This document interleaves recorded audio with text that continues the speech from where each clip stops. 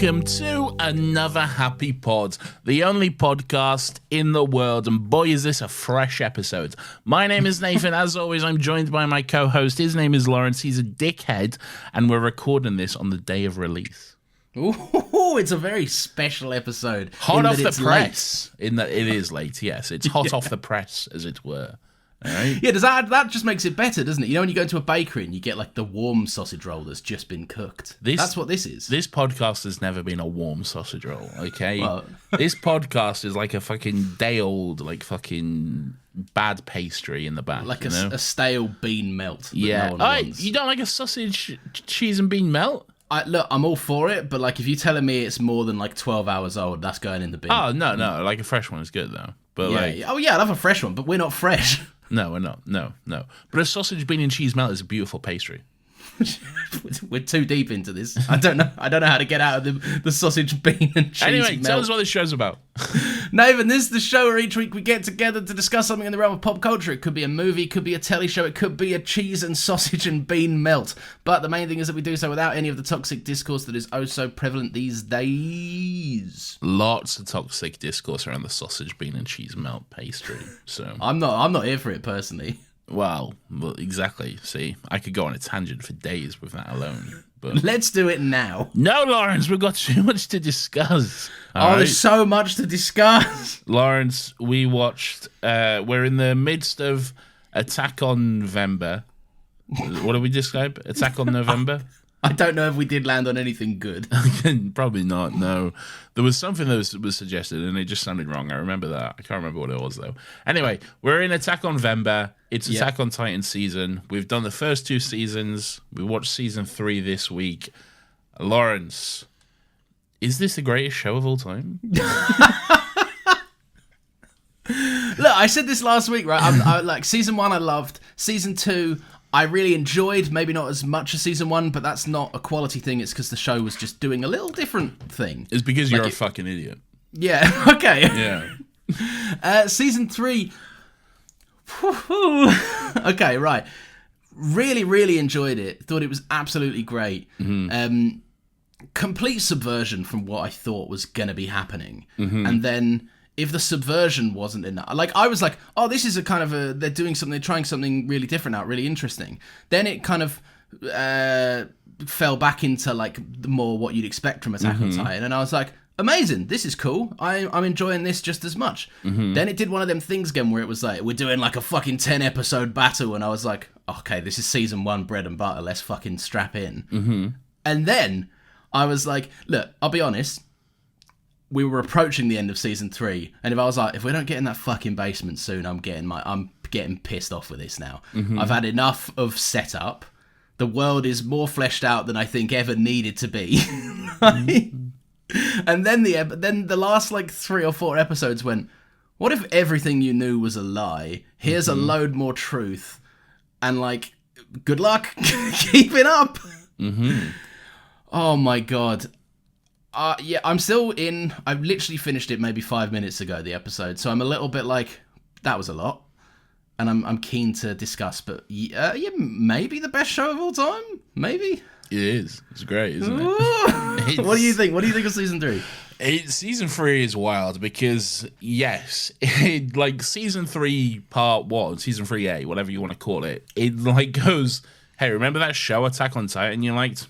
Well, this isn't it, all right? This is now a political espionage thriller for the first half of the season, all right? You like Titans? Well, fuck you, all right? There are no Titans in this season, apart from the smart ones who we deal with, but they're still hardly really in it. It's more about the fucking the government and the fucking political intrigue and all this kind of shit. And I'm like, fuck, this is different to what I signed on for. But fuck me, it's good. And fuck me, it's interesting, all right? I love this shit. I got a weird serial killer who wears a little cowboy hat. I love this. He's got boys, they're all flying around. It's good stuff. Krista's the fucking queen now. Historia's the queen. There's so much going on. And then, yes, it does fall into the, like, what the traditional aspect of the show, the fucking, with the battle for Shiganshina, and we get to check in with Reiner and Berthold again and all that kind of stuff, and have a good kind of showdown with all those sort of characters, which is all good stuff. And then then it's like lore. Here's some lore for you. Here's some world-changing, show-breaking lore, and fuck you. And I'm like, you're so right. Fuck me. I love all of this. We need to approach this gradually, okay? There's two. I think I need to discuss the season, and it will hopefully answer some things in my brain, because I'm still at the point where you just said show breaking. It's still broken my brain. My brain is still not fixed at the minute. Well, let's try repair that, and we'll start off with, as the season goes on and stuff. We'll start off with season 3 part 1 or whatever it is. Political espionage.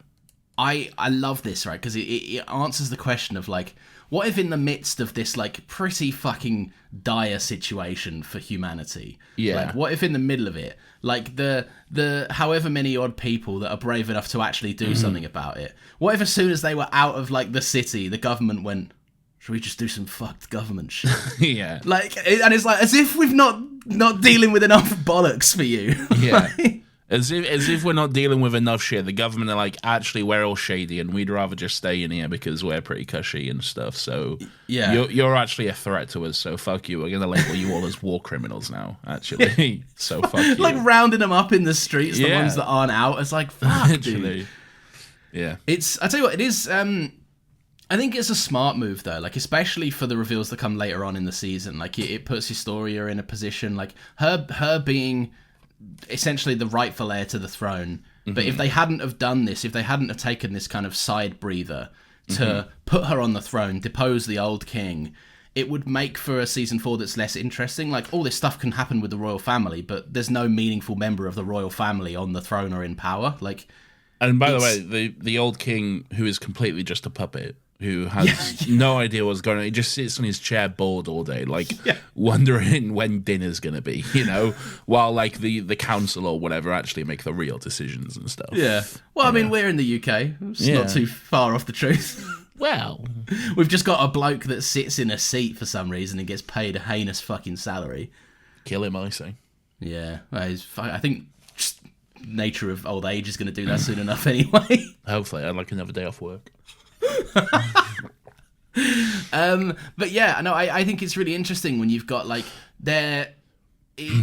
it comes down to that the coup that's staged and everything else, because you've got like a coup d'etat. So many times it's said. I'm like, Kai, you know you're a good show when you get me rooting for the people ensnaring a coup d'etat. A coup d'etat can be good. Yeah, it's mostly not though, is it? Mostly not. But if you want to overthrow an oppressive government, then it can be good, Yeah, I agree. Yeah. But what people think is oppressive and what is actually oppressive can sometimes differ. That in is terms true. of those meanings. That is true. January 6th. You was there. Yeah. I was no. You was not leading the charge. You was that guy in the Viking hat. I was him. Yeah, he had a cool hat. I was him. That was you. I brought gallows, and then I went, "It's just a joke."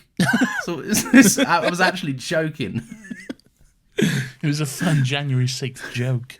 You were asking where Mike Pence was. That weren't me. That was someone else with the gallows. It was also a joke.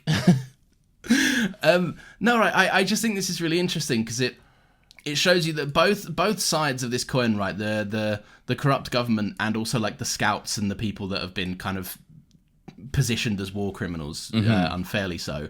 They all sort of want the same goal, which is let's keep shit safe. Like, let's keep our circle tight and let's keep Titans out of the walls. Let's remain. But I mean, yeah, but that's pretty broad strokes though of a goal. Like, yeah, but they keep leaning on it, which is interesting. One is keeping them safe by keeping everyone compliant and happy and not really knowing what's going on and mind washed and everything. And one is actually finding out the truth and giving them actual freedom and stuff. Yeah, so. But it's that interesting notion of like they both think that they're right and they're like, how could you do this? And I'm like, and then they in the coup they stage that kind of fake attack. Yeah. Where they go like, oh, this is happening, and then you suddenly see like all facade is dropped, and you see everyone in the government being like, fucking kill them. Yeah, forget those people. Let's all protect us, all right? Because we're the real important ones. Just immediately, there was no fucking even attempt to make themselves seem reasonable and make themselves seem like they cared for want of a better word, the little folk of of the world that they live in. It was all just let's protect ourselves. Fuck everyone else, basically. And it's great that you've got what's that guy called? Pix something. Pixis, Commander Pixis. That's him, and he was like, I can't remember exactly what he said, but he was like, "Fucking look at them." Yeah. You see? Told you. That was actually a trick, boys. I fucking got you. All It's right. mate, it's sick. Like just the way it's like the way the rug is pulled, but also like the fact that it's just you've known that they're shitheads for a few seasons. Yeah. But like you just kind of most of that assumption was that they're just not capable. And they're dealing with shit resources, and they're just as kind of corrupt as typical elite are. But these people are like fucking different levels of corrupt. Yeah. And I like the fact that when you get into it, they're like, oh, mate, we fucking shut them out, get them killed, we stay safe, fucking ease off the famine, fucking two birds, one stone. Like, they're actually like, this could be way worse. This could be pretty cushy for us, actually. Exactly, yeah. They see it all as, they see the human population and the lives there as, like, just entirely dispensable, which is a nice parallel and contrast to, like, the amount of scouts that see their lives as dispensable, but that's in service of a greater cause, rather than just, like, might die. Yeah, 100%. They're dispensable so that the civilians can go on to live. Exactly. Whereas for the government, it's the other way around, really. And then also with all that, then you've also got all the stuff with Historia, like who has quite a big part to play in the first half of this season, in that her dad is actually like the real, her family's like the real bloodline, and her dad is like should be king and shit, and they have Titan powers and all this kind of stuff, and then you find out Historia's backstory, which is fucking heartbreaking, really. Oh, it really is, yeah. Yeah. A lot of stuff there. There's a lot of stuff there. I did, this was the first episode where I was like, I'll be honest, there was a part of me that went, oh, okay. Because it felt a little bit death by law. Like, because keep in mind, this is the first time I've watched this show, and I don't know any of the external stuff. Right? Yeah. You wisely told me not to Google certain something, which I'm extremely glad Yeah. I didn't see properly. Okay, no player. That will, yeah. Yeah, but like, this was a little bit like fucking. I wrote it down. It's like here's your sister, but she's gone. But she was a Titan, and she ate your uncle, like who was my brother, who used to be a Titan way back. But now you've got to eat Eren. He's a special Titan. He has knowledge of the past, and also the old king's attitude or something in there somewhere. All right. Like, so last week I asked you if you had kind of figured out how the people become Titans and that sort of thing. Yeah. Which you hadn't at that time because it hadn't really been dived into it. You could piece it together. But yeah, part of the process is you have to eat them, basically. To become an intelligent Titan, what we now know as one of the 9, you have to already be a Titan and then eat someone with that power to inherit power, and basically you have to ingest their spinal fluid. That is why specifically in season 1, when Eren was eaten, that guy who ate him didn't steal his power, because he swallowed him whole instead of biting down on him, so he didn't ingest his spinal fluid. Okay, fucking fucked for that guy. Jesus, you could have been living sweet. Almost went immediately off plan. Immediately. All right. Also, this is something to come up later, but also that guy who ate Eren, I don't know if you recognized him at the end of the show as well. Or basically all of Grisha Yeager's mates in his little club were Titans that you'd seen throughout the show before. Oh, shit. Okay, well, I wouldn't have been able to piece that together. Well, I probably would have, but, like, I'm too far removed from that, from season 1 now. But, like, fuck, that's cool. I'll be honest, that scene where they're all, like, essentially just getting kicked off. Yeah. And, like, being injected with the Titan fluid and then just being booted off. I was like, oh, no, I've been rooting for all these guys to, like, just die horrible deaths ever since season 1. And now I'm like, oh, they're just people. They're just cool guys. Horrible, isn't it? Yeah, they're the fucking good guys. They're the victims. They are the victims. Yeah. Anyway, so you have to eat a Titan. So basically, Historia had a sister, but she didn't know she had a sister because the sister kept erasing her memory. Okay, for her own protection, basically. And that sister had the founding Titan power, which Eren's dad stole. He needed to kill her and take that. Okay? Yeah. And so Eren now has both the founding Titan power and I believe the coordinate Titan power. Okay. Or the attack Titan power.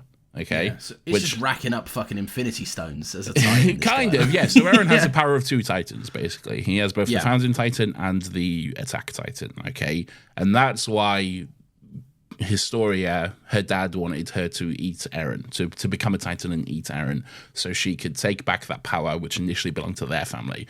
But their family are a bunch of cunts, and if they inherit that power, then once they inherit the power, they're immediately like, no, actually, I think I'll just keep to myself and I won't do anything to help anyone, really. Yes, yeah. Which is interesting, but fucked.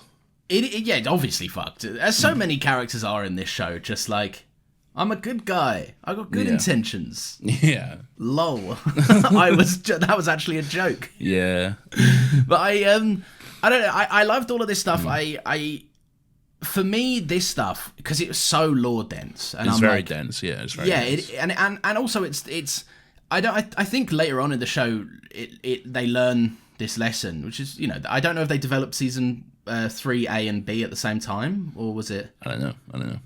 Okay, well, they do flashbacks and lore a lot better in the second half of the season than I think they do in the first. Because in the first, it's Historia's dad just kind of standing there and going blah blah blah blah blah blah blah blah blah blah blah blah blah, and it's like just different shots of him talking, and I'm like, fuck me, dude. It's kind of hard to keep up. Whereas, in the back end, it's like, what if we just told you a little story that surmised is basically what has fucked the world today. You do also have that in the first half of the season, just in. I think it's more with Kenny and Levi. You get that kind of delivery. That's true. Yeah. But no, I think in terms of like Historia and her dad specifically, the stuff I was more interested in. First of all, how fucking brutal is this show? When you see like a fucking like 9-year-old Historia or whatever, just watching her mum just get killed in front of her. And then they're like, right, we'll kill her too as well. And then her dad's been like, yeah, all right, kill her, go on. And then just walking off. Like, fucking brutal, right? It's brutal, it's heartbreaking. It doesn't pull punches and that's in a not way even getting into all the Holocaust shit that we'll get into later. All right? Oh my. Yeah, okay. Go on. There's like other punches it doesn't pull. Like it tends to like this show's not new to killing and not new to kind of underhanded murder and subterfuge and all of this stuff. But like even little things like fucking Armin like disguised himself as Historia as like a bait. Yeah.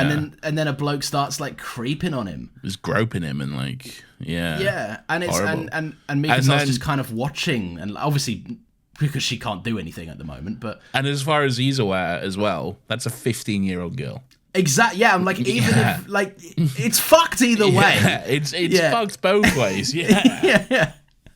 But like, just awful. Like, I was quite pleasantly surprised. Sounds wrong, but it doesn't pull punches, and I like that it just goes like. It's not a show that tells you it's a brutal world. It's a show that tells you and shows you clearly. Like, just living day to day kind of sucks. Like, oh look, it's a nice little fucking airstrip thing. Let's have a look. Oh, I've got eaten by dogs. Yeah. Like it's just a fucking horrendous place. Like, yeah, it really is. Yeah, yeah. But and then later, no, I can't. I will get into that.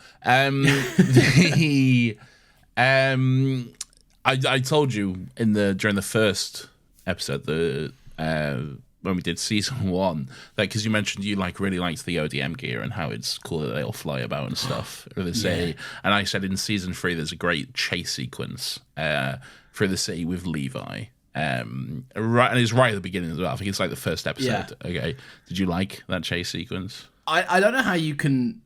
Anything that happens with the ODM gear is just fucking objectively cool. Like, that's right, isn't it? It really. No, it's it's sick. I think like there's a few ODM kind of bits is the wrong kind of word for it, but like they expand on that, and like we said last week, if it's just people and scouts and military police or whatever. Just going building to building, killing Titans, it gets old. Like, there's only so many times you can Spider-Man someone to death in a cool way. Yeah. And I think this season, they built on it last season, and this season they build on it again with those fucking thunder javelin things. Yeah. Yeah. Fucking How can you make this cooler? They You did. made it cooler. They found a way, yeah. And they've also, like, the ODM gears evolved because, like, Kenny's soldiers, they all have like one-handed ODM gear now. It just shoots off their guns and stuff, which is Like a little grappling situation. Yeah, which is good. yeah. Interesting. I like it's kind of towards the middle of the season where the is it Commander Irvin? Irvin, yeah. Irvin. There's too many ers and wins and mins and vins. Yeah. I can't keep up. But yeah, he says to Levi, essentially, he's like detailing his plan, like, we're all gonna fucking go die, basically, and you've got one shot, right, to just fuck up this beast guy. And Monkey. Levi's like, all right, you might be stupid because there's no trees or houses. And he's like, no, but there is a row of titans. And Yeah. Levi's like, you're fucking not wrong. Fucking and just bet. slaughters them in a line. Yeah, which is sick. Yeah, it's so fucking great. Like, they keep finding ways to kind of refresh it and Yeah. make it interesting. Like, even just the way he goes, like, oh, I can't do that. And just the kind of... The show knows, obviously, in anime, how to punctuate a moment properly. And just the way it kind of slows down on Commander Irvin's face, and he's like, you're wrong. And it's like, ooh. That's something I want to get into in a bit, all the Irvin stuff, because there's quite a lot of juice there. R.I.P. my new goat. What was I going to say? Oh, sorry, let me just finish on Historia quickly. Yeah. So the thing I was a little bit more interested in Historia was the whole, like, she's always been a pawn, even like as Krista and stuff, was a political pawn, essentially. Just like someone that needed to be shipped off or kind of left in waiting for, like, to inherit these Titan abilities, or like, basically her life has never ever been her own. To control. And in the last season, we kind of saw her making strides to correct that. And I think that something that this season does really nicely is, like, in and amongst the kind of dense lore surrounding her character, there's a really nice emotional and personal through line, which is kind of more akin to, she's actually tempted to fucking eat Eren just to claim some of that parental love that she's been neglected her entire life. And then in and amongst all of that, makes one of the few selfless choices of characters in this show, which is like fucking hell, a character did something not for themselves in this. Like, it's rare.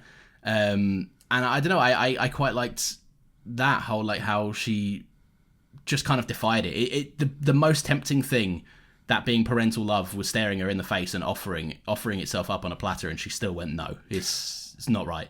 I think it's so interesting, Historia's storyline, because it's like, it's such a victory, and it's so great that she was able to, like, overcome all of that stuff, considering her backstory and everything like that. But then at the same time, it's also so fucking heartbreaking once you really think about it as well, because like, yeah, she, like, got free of, like, that need for, like, her parents' validation, and then, like, finally was able to, like, live her own life and not be a pawn for anyone, only for them to be like, we actually need you to be queen, actually, so we can keep things going as like, and keep the peace and everything like that, actually. Yeah. And, like, you get the sense that that's not really something Historia wants, really. She's got to leave the Scout, she's got to leave her friends and go on to... Look, being the queen, yeah, sure. I guess it's going to be pretty cushy, all right? She's not fucking living in squalor or anything, but, like, it's not the life she wants. It's still really. not her. If she deserves the right to choose between living in luxury or, like, fucking rolling around in mud with the rest of the Scouts. And, like,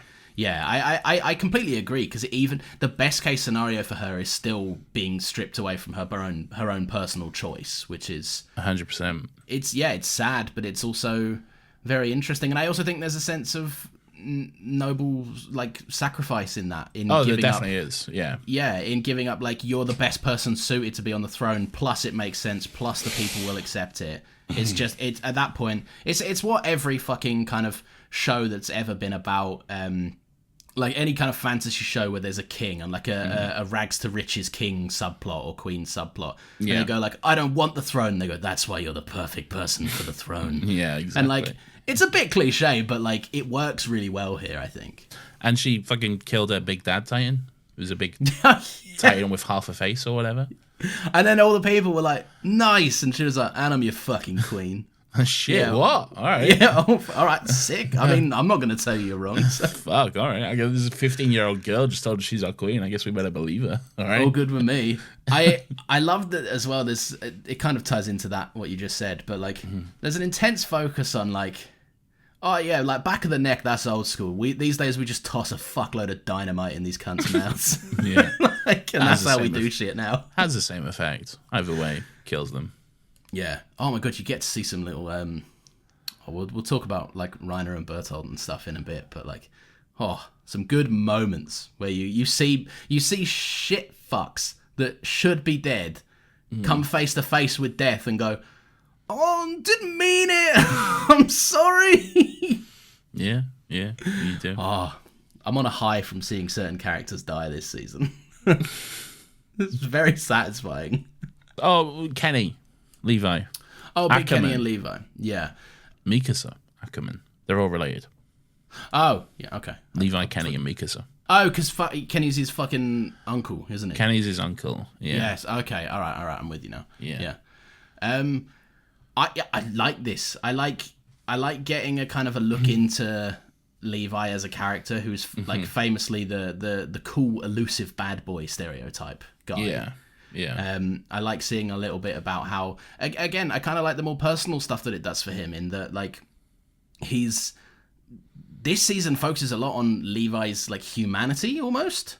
Like, in how he has a few tender moments where he actually, like, thanks the scouts for their service, and then it's like laughs off Historia punching him in the face, and it's like, thanks, guys. It's this a great is all fun. moment. That is So fun. Yeah, it's great for both of them. I'm like, Yeah. you needed to hit him, and you needed to be hit and go, nice. Yeah. But like, I don't know. I really, really like all of that stuff because it breaks him down. It's a character that, like, in season 1 was very elusive. Season 2, he was off doing something, and season 3, he's. I think he was injured for most of season 2. I think that was it. Because he kind of like broke his leg at the end of the first season, didn't he? Oh, that's true. Okay, yeah. So I think that's why he was out of action for most of season 2. You know, just fucking don't make him break his leg. He's a cool character. Just He's gone write a for different most show. of season 2. No, I know, but he was gone for so much of season 2. But no, it's good to see him get a bit more development and kind of you understand a bit more about him, how and why he feels so detached from humanity. And it's not, you get this later on with Commander Irvin and stuff as well. It's not necessarily he's detached from it. It's just that he finds people's aspirations and dreams to be like a little bit frivolous in places. Yeah. And not necessarily conducive to progressing the cause. And that's a little journey he goes on, which is really, really cool. It is cool, yeah. I like the Levi stuff. I tell you what, it's not necessarily quite as obvious throughout the season, but just a little touch I like in this season is in the first half where there's the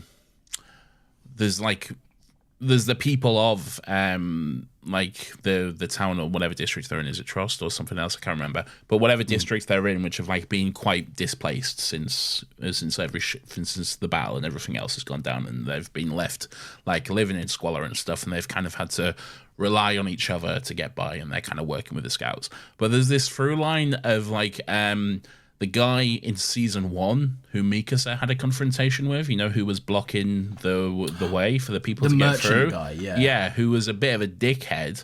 And we were all like, yeah, fuck that dickhead, kill him. But then we learned that he just became like the greatest guy ever after that, and was very much all for fucking power to the people and redistributing the wealth and so much so that he was fucking killed for it by the military police, and his son kind of took over that role. And then I just really love like the send off his son and the rest of the people give the scouts before they go to Shiganshina, the big like fucking.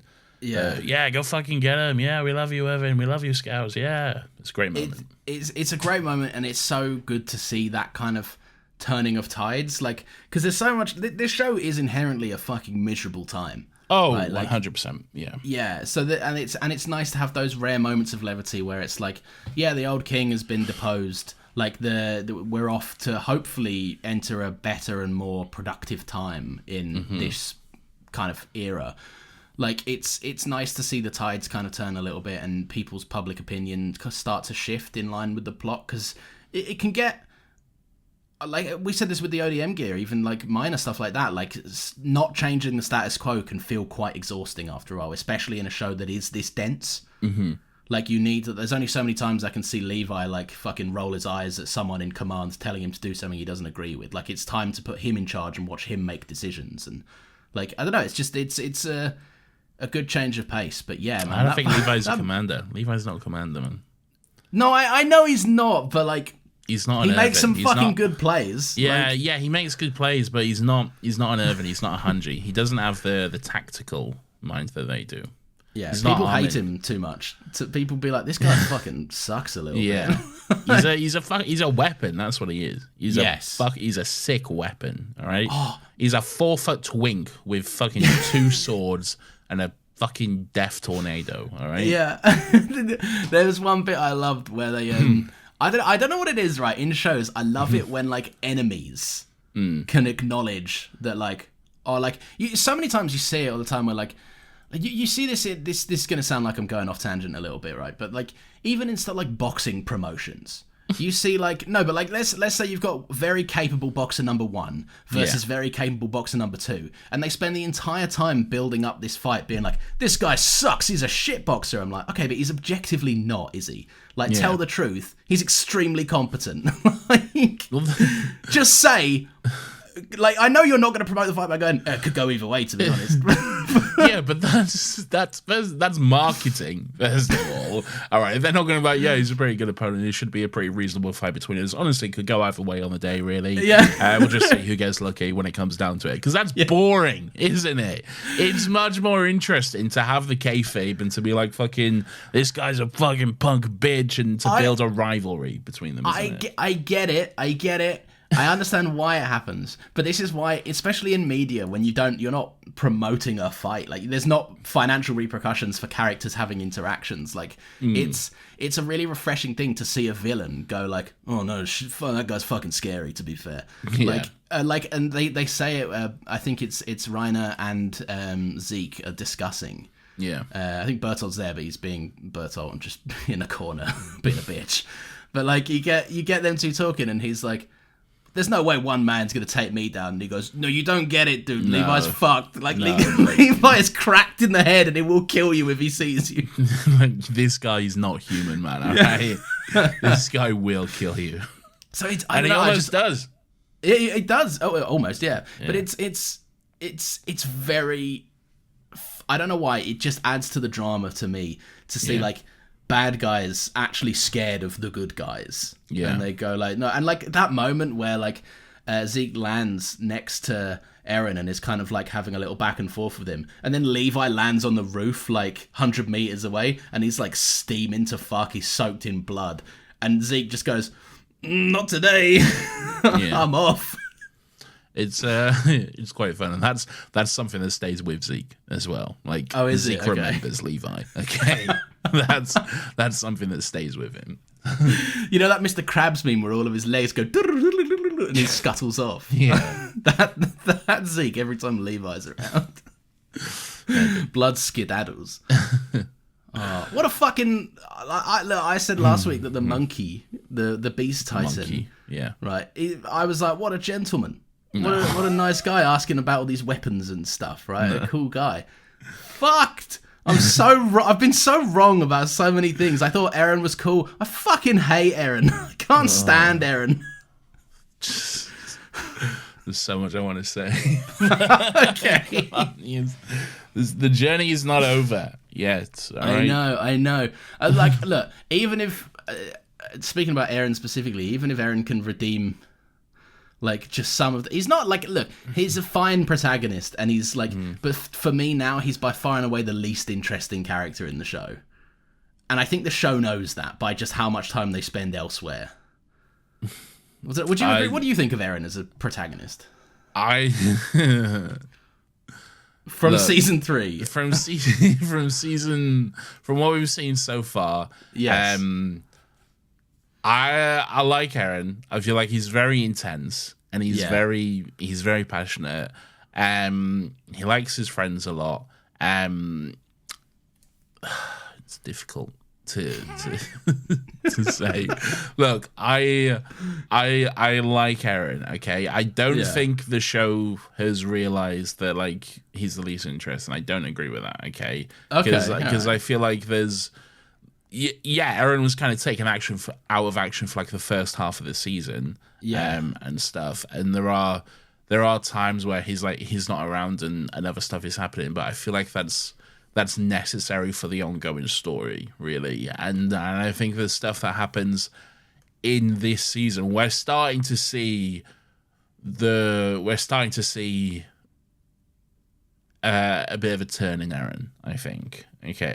Okay, and I'm not going to say too much, but like, where Eren is at the end of this season, like you can clearly see something has changed within him. Like when they're at the sea and stuff, and they're all like having a run, and it's like a year later and stuff. You can see this is not the same fucking kid as before. Like something has changed within him now that he knows the truth about humanity and the world beyond the walls. There is something different about Eren, and that is something that will be explored in series 4. Okay, there was I'll say what I was going to say in a second, but there was a part of me that was like when he was at the beach and it's been a year, and like everyone's a little bit like, look, it's the fucking sea, and like he's just kind of dead inside, like, but there's more people to kill. Yeah, I was like, I'm enjoying this, right? And there's the tiniest fucking part of me, and I said it last week, and I've already shot myself in the foot for it. I starting to pay attention to haircuts in the show. Right? Eren's got slightly longer hair, and I was like, I like his Titan. Like he's getting cross. He's in crossboy mode. Like the show is intentionally. The show is trying to communicate that he is a bit more lacking in his humanity now. And I was like, maybe I'm right. Maybe we'll see. We'll see. But mate, season 4 is so fucking tightly packed. I almost want to do an episode like halfway through it because there's so much to the fucking goes on in series 4. Like where we start series 4 and where we end it are wildly different places. Like, wow. Okay. Yeah, but. Well, look, we heads up to anyone listening, right? We maybe next episode's going to be kind of longer. Yeah, it might see. It might be, but much to discuss. Much to discuss, indeed. No, I do like the just before we move off Eren, like there was a couple of scenes in particular, but the one that just really fucked me off a little bit, and I was a little bit like, I'm growing tired of this character now. In terms of me finding him the least interesting, there was bits where like Historia was getting her moment. Like I think she just fucking murdered her dad as a Titan or whatever. Yeah, and then Eren was like, I used to think I was special. Look at all the sorry people. They're the ones that should be feeling sad because they're stuck with me. And I was like, oh, shut the fuck up, would you? He is like a bit of a whiner. He very much feels sorry for himself for a lot of it. I feel like that's resolved now, though, within him. I don't think you'll be seeing much more of that. I like that by the end of it, he's exercising caution. Like he senses, like he gets up immediately in that kind of like state meeting or whatever, and is like, and has like obviously like the old impulsive Eren comes out where he's like, I've got to say every fucking thought that I have, and damned if you're not going to listen. And then people go, are you good? And he like assesses and goes, let's exercise some restraint for a change. A word that is famously new to Eren, but like let's maybe sit down and think. This could get my friends in deep shit. Yeah. I'm maybe not going to scream about it. It's quite interesting. He does have the thought, like, what does that mean for Historia, if that is the case and stuff. So, yeah, he decides not to go ahead with that. I do like the moment where, like, is like the flashback sequence or whatever, and then he's, like, seeing his dad's memories, talking to that guy, and then he's, like, telling him about the Titan, and then it cuts to Eren going, it's the attack Titan. And then Hanji's just like, what the fuck are you doing? The fuck are you saying, you fucking idiot? You're just talking to yourself like you're some sort of fucking dramatic idiot. That caught me off guard so much because normally people in anime don't know they're in an anime. Yeah. And when Hanji literally's there and she's like, You're just fucking posing like a freak, talking about some shit no one fucking understands. Yeah, it's so funny. I really laughed at that. It was great. And then you've got like Levi just kind of throwing subtle digs where Aaron's like, I've still got like 10 full days because I'm like, I don't know, tried to stage a mutiny or whatever. Yeah. And he's like, I think Hanji just fucking gave you 10 days worth of suffering right there. So like, you just got schooled, brother. It's time to get out. It's true. All right, so season 3, part 1. It ends. It wraps up. Everyone, the scouts are charging off to Shiganshina. Okay, and then we cut to Shiganshina, and we see the armored titan just laid out on the ground. All right. Yeah. Dude's been in a bit of a scrap. All right. A scuffle, you could say. A kerfuffle. He's been in a bit of a kerfuffle with Monkey Titan. Monkey, yeah. Monkey. And then he says like, so I won the fight, so we're staying here. We're not going to get Historia or whatever. I love the idea of that's like how Titans settle this shit. Well, Let's suit up and beef. I think it's how these Titans settle their shit. Yes. But yeah, this leads us on to the second half of the season, which is mostly the battle for Shiganshina and the what's the word I'm looking for? Not like a rematch. The rematch between Eren and Reiner and stuff. Look, some of the greatest stuff here. Like, right? Do you not think so? Yeah, that's what I'm saying. Yeah. Oh, I think like I think I like it when you get to see the scouts do their jobs. This is I've always said like I've got an appreciation for watching people that are good at doing shit do shit. Like I just find that kind of methodical process really fascinating. And I think that like fucking Armin and stuff just being like having the forethought to just be like, they're in the fucking walls. They're in the fucking walls. Like, everyone start checking the walls.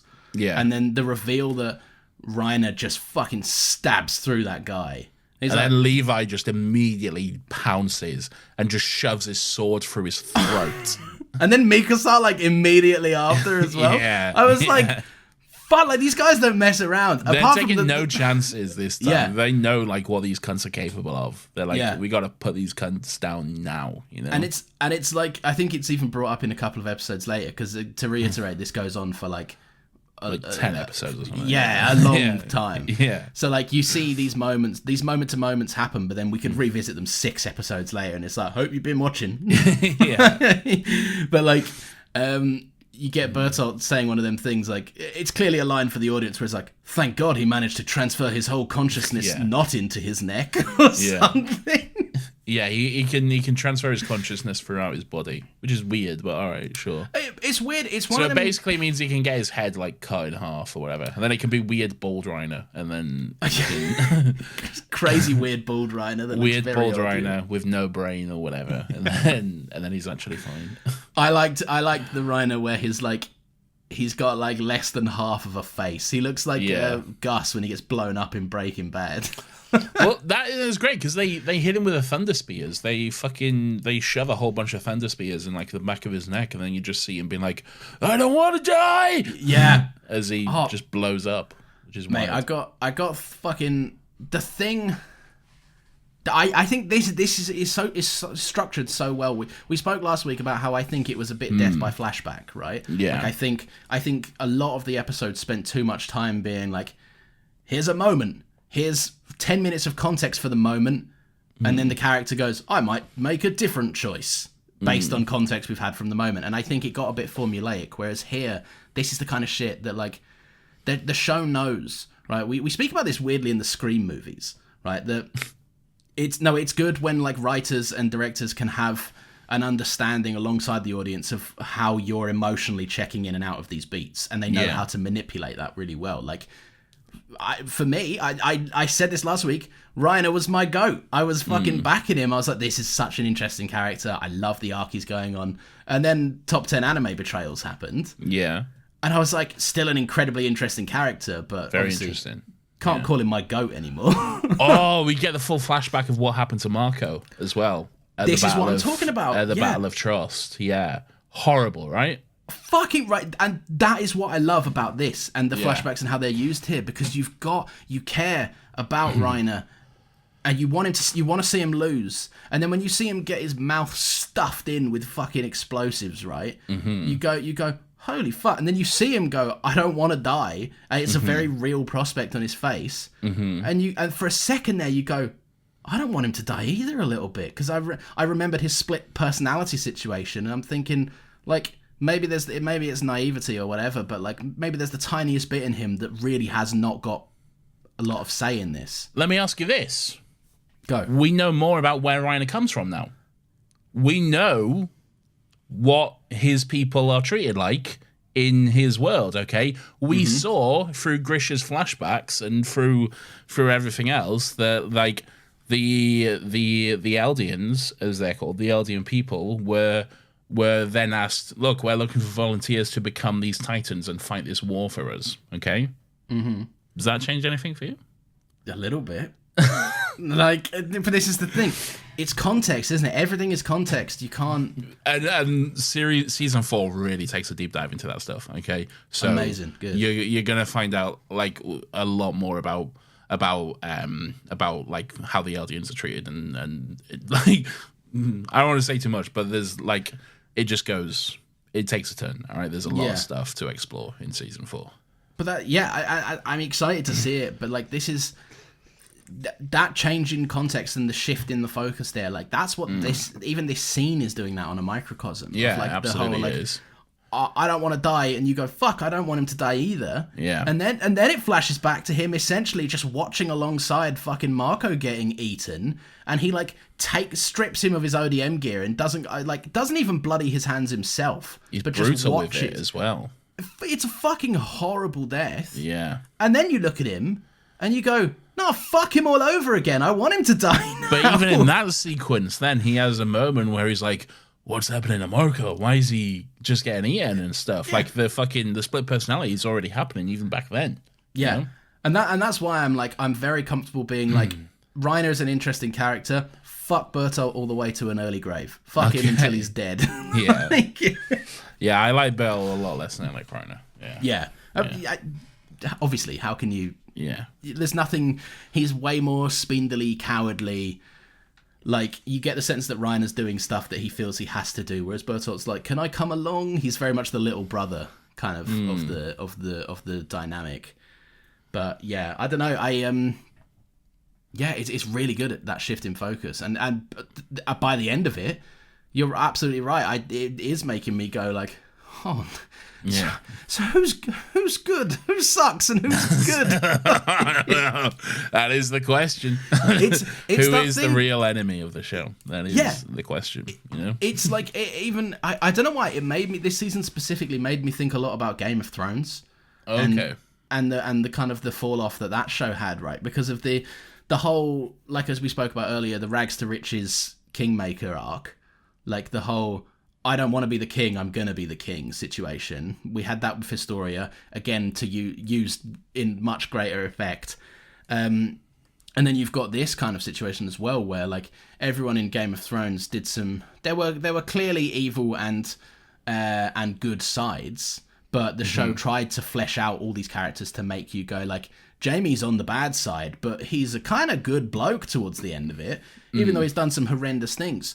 And I think whilst Game of Thrones gets some of that right, this is like a clear difference in like, there's a tangible quality step up here, isn't there? Like when you just take more time and develop these characters. And I thought something that would affect me in these rewatches is just how quickly characters come and go.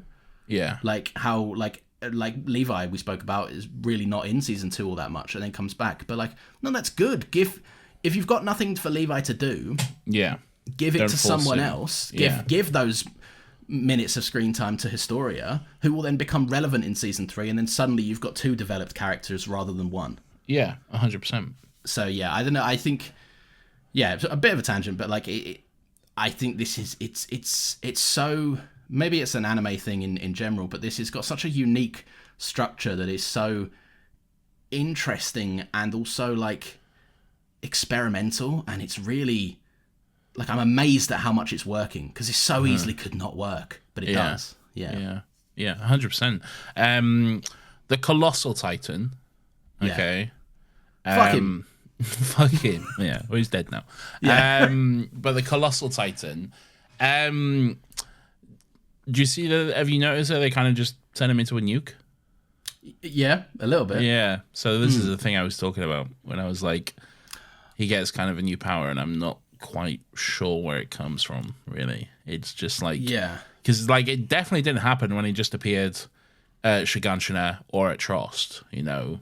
But then all of a sudden they're like, if he appears, we need to get away because he's going to blow us all up. But I'm like, but that never happened before. Oh, yeah, because doesn't Connie like try to go after him and someone's like, you'll die, dude. Like if you get close enough, like, and he just turns, then you're fucked. You're dead. Yeah, he just like the moment he appears, even before he appears, everyone's like, we need to get away. He's going to blow us all up or whatever. And then he does appear and he's a big mushroom cloud explosion because he's a nuke now. Yeah. Look. I don't know. Whatever. Yeah, it's a bit whatever. It's a bit.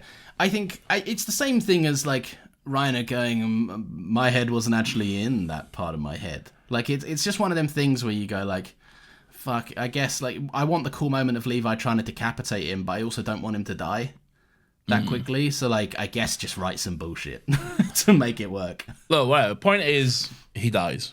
So fuck him. Anyway, he like shouting out. He's like, "Guys, don't let him kill me." I'm like, "Everyone, stay the fuck still." But the Colossal specifically, as the Colossal dies, it's Armin's big play. It's Armin's plan and Armin's, you know, sacrifice kind of. And you said Armin's your goat, you know.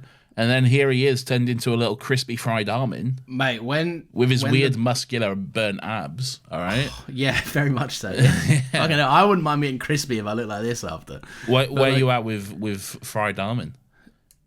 Well, I was in a state of immense sadness. Yeah. Right, because I'm seeing him, and I know there's this Titan juice about. Yeah. Right, and I know that like later on it becomes. But you don't even know that Armin's alive though. Until a little later.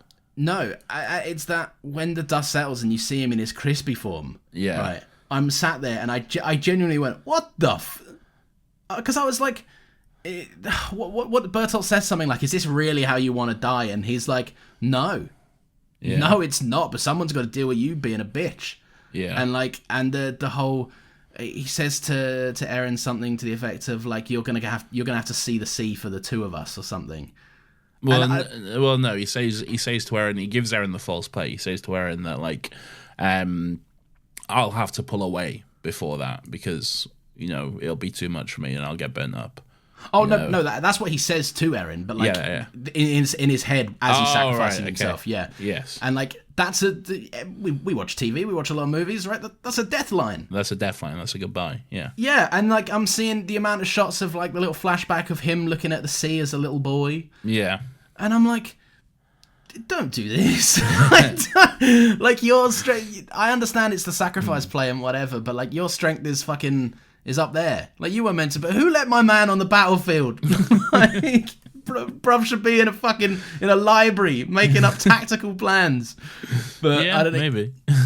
Yeah. So there was a part of me that was like, I wholeheartedly believed it, and then like, but then I also, again, the show's so good at balancing characters out that when it was revealed that like, hey, we can bring one of these dudes back, and we'll get to the other dude in a sec, but like, we can bring one of these dudes back. I'm like, I don't know if he is the right call. Like I like both of these dudes. you end the season when being still like, I don't know, you know? Yeah. Was it the right call? Yeah. Even Armin's like, whoa, maybe this wasn't the right call, you know? I shouldn't be here, you know? I love the choice. I love how I don't necessarily love the call itself. Again, I'm in the show's camp of not sure, we'll see. But like I love the choice that Levi made and why he made that choice. Well, we'll get to that. We will. Oh my god, Levi, my goat. Irvin, all right. You talk about goated with the sauce. Oh, all right? Man. You talk about my man's fucking... talk about my man's Irvin. Just that fucking moment where he's just resigned himself to it and he's like, I'm going to take the recruits and we're all going to charge to our death to give you a chance to fucking take down the Beast Titan. And then he just goes, can you see them? All our comrades, they're all around us. What a brutal moment, man. What a fucking heartbreaking moment that is. Yeah. Mate, I'll be honest, it really got me. Did like, me? It choked me up big time. And I'm just like, yeah, you're looking around, and also like the sheer mass of people that were like added into that frame, and I'm like, fuck yeah, all these dudes are dead. Yeah. Like that's how dispensable the show has been in terms of killing people off. Like by the end of this season, because of this fucking scene, there's like 9 scouts left. Or There's literally 9 scouts left. Yeah, fucking insane. The entire regiment reduced to 9 people. Yeah, it's absurd, and it's a beautiful sequence, and you get moments that are not just for name Commander Irvin. It's way too many names in this show. It's really hard for me to keep up with the names. It's not that many. I know, but like I'm bad at names anyway. But yeah, it's not just Irvin. It's the other, like there's little moments where the guy is running. The guy is on his horse, and he like sees the Beast Titan pick up a bunch of rocks, crush him in the hand, and he's like, I really don't want to die, and then just starts picturing someone like asleep on like he's talking about Marlowe with his little bowl cut. Yes, yeah.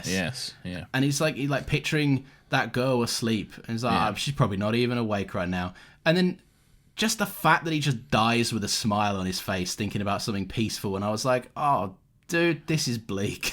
Irvin's speech, though, as they all charge to their death, one of the top 10 speeches of all time. So good. So fucking, just such a like fucking fuck yes fist pumping moment, only for them all to immediately die. It's so hard, but that's what they're going to do. So yeah, in a weird fucked up way, it's a victory, really. But it's still like insane. There was something that he said to Levi a little bit earlier, where it's like there's almost like a it's sad and also good that I'll never know how we fared. I'll never know if it was worth it. Yeah, and like that leads on to the rest of his speech, essentially being about like how people talk about people dying for nothing. And, like, that's come up quite a lot in the show. But, like, he says, like, think about all your fallen friends. Yeah. Is their life now nothing because they're dead? Like, and it's I don't know, just an absolutely beautiful sentiment. And, like, yeah, just the fact that the fact that it's rousing and inspiring enough to send all of them into almost certain death. Yeah. It's just like, yeah, man, maybe you needed this leader. Maybe he should have been revived. Everything that you thought had meaning. Every hope, dream, or moment of happiness. None of it matters as you lie bleeding out on the battlefield. None of it changes what a speeding rock does to a body. We all die. But does that mean our lives are meaningless? Does that mean that there was no point in our being born? Would you say that of our slain comrades? What about their lives? Were they meaningless? They were not! Their memory serves as an example to us all! The courageous fallen, the anguished fallen, their lives have meaning because we, the living, refuse to forget them! And as we ride to certain death, we trust our successors to do the same for us! Because my soldiers do not buckle or yield when faced with the cruelty of this world! My soldiers push forward! My soldiers scream out! My soldiers rage!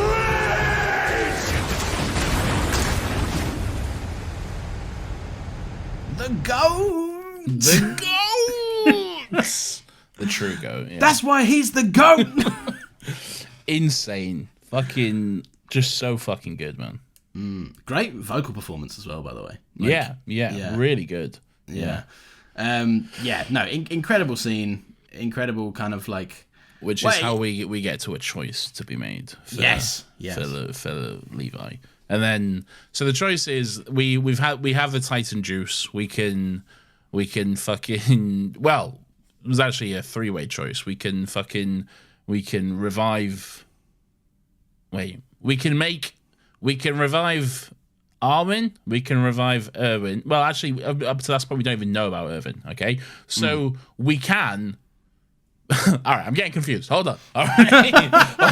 All right. So we've captured Reiner. All right. And Hanji's about to kill Reiner. All right. But then we're like, no, maybe we shouldn't kill Reiner. Maybe we turn someone into a Titan and they eat Reiner. So we have then an armored Titan. That'd be pretty sick, wouldn't it? And then they're like, fuck, yeah, maybe. All right, Mikasa, you go fine. Get that fucking juice. Let's fucking go.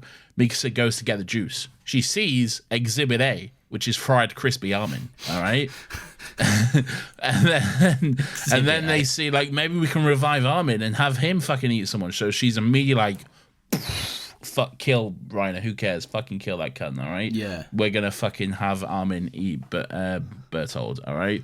But then, Flock, don't get me started on Flock, all right? I fucking hate Flock, all right? But Flock shows up and is like, oh, look, me and the commander survived. Irvin's here. Like, he's like 99% dead, but he's here, all right? He's clinging on for life. Now we have a new challenger entered the ring. We can save him and he can live on and stuff and he can be the Colossal Titan. And yeah, that's the choice that Levi has to make. And then obviously Mikasa and Eren are immediately like, fuck you, save our friend because he's our friend and we love him. All right? Yeah. This is the part for me where I was like, the choice is incredible, and I would have loved it if the show maybe had. Do you know what I love? I love a flawed character, all right? I love a flawed character who is presented with a logical choice, a choice which makes a lot of sense given it, and still being like, fuck you, no, that's my friend, all right? This is the reason I love fucking the ending to Civil War so much. I love Tony seeing fucking Bucky kill his parents, knowing that it wasn't him, he was under the influence of Hydra, and still being like, fuck you, I'm gonna kill you, all right? Because it makes sense, because humans are not fucking illogical, flawless beings, okay? We are completely flawed, we act on emotion, and we want to do what's right for the people we love, okay? And I love that shit. I'm not saying it's out of character. I'm not saying anything of that sort. If you sort. say either of them are wrong, I'll punch you in your face. No, they're not wrong. They're not wrong. It's just that Eren doesn't shut up for a set. Like, Levi is like, let's think about this. And he's like, my friend. Like, just relentless. Like, and I'm talking specifically from, like, an audience perspective. I'm like, will you shut the fuck up and let another character have a line? He's an intense guy, all right? I know, but I've said this so many times. If I knew Eren in real life, I would have stopped being friends with him so quickly. Well, you can't, all right? No, but everyone knows a person like this. Everyone knows a person that just fucking puts their 2 cents into every minor fucking thing and, like, just can't ever, like, back down on anything whatsoever. Be fair, he is the main character of the show. Yeah, I get it. I'd also think that He is. He is, in the sense that his lineage and legacy is important, but I actually think that, like, it's fairly well balanced in terms of characters of importance. Like, yeah, but he's still the main character of the show. It's like a Star Wars thing. Like, the Skywalker name is important, but Han Solo holds just as much relevance and Leia and everything else. Like, 100%. Yeah. So he's still the main character of the show. I know he is. I know. Look, maybe I want to stress this. He is nothing if not a consistent character. Mm-hmm. It's my beef with the show for writing such a fucking whiny brat. Okay, yeah. He is a whiny brat, all right? Yeah. And Levi calls him as much a lot of the time, and then he'll just, like, beat the fuck out of him as well. I like the moment where, like, we're not quite there yet, but just the way that Levi just slaps him over the head with, like, a roll of something a bit later on. Oh, yeah. Yeah, I was like, yes, do it again. All right, so, yeah, the choice they're presented with is... I don't know, who would you go for? Who would, like, where would you lie? I mean, logically, yeah, it's Irvin, but still, you know, like, again, I love a flawed choice, you know, I love a flawed character, like, knowing the logical choice and still being like, but that's my friend and I love them, you know? So if I had, like, the close relationship with Armin that they do, I'd probably be like, yeah, Armin. You know, that's my boy. Because it's selfish, and I would be selfish in that moment. Yeah, well, that, like you say, that's human, isn't it? Like, I do like the fact that it comes down to little. I like that there's all this going on, and Levi's like, right, everyone, fuck off. Yeah. Everyone fuck off and just let me think for a goddamn second. And when everyone leaves, it's with the intention that it's going to be Irvin. It's going to be like, it's fucking time up. Yeah. And you get Eren and Mikasa kind of being pulled away by the ODM gear and just kind of getting a last look at their friend, essentially, before he's lost forever. And I really like the internal kind of battle that Levi then has, where this is the moment where he says, like, everyone's all the fucking same. Everyone's got their dreams. Yeah. And all of this stuff. And just the moment where, like, he sides against practicality because all logic is, like, it's Irvin. Bring back Irvin. Like, he just inspired, like, fucking however many people to run to their death. Like, he's a leader, naturally born. Like, it obviously makes sense. There's other smart people. Armin isn't the only smart person out there. So that he's dispensable more so than Irvin is. He's pretty smart, though. He's very smart. He's a fucking genius, to be honest. But, like, yeah, he's less valuable for what they need at that time. But yeah, I like that Levi then chooses, again, his whole season arc has been building up to this, where he taps into humanity a little bit. And he doesn't, so far it's been seen as the person who does not get the Titan juice is the person they didn't want to save. And he looks at it as very much the person who doesn't get the Titan juice is the person I'm allowing a merciful, peaceful rest. Like, you like, there's an incredible line about how, like, he turned himself, Irvin turned himself essentially into the devil to fight these people and to do the things he's done. He had to essentially dishonor himself to make himself lesser of a man. And he has a line where about, like, I'm not going to bring him back so he can just do more of that shit.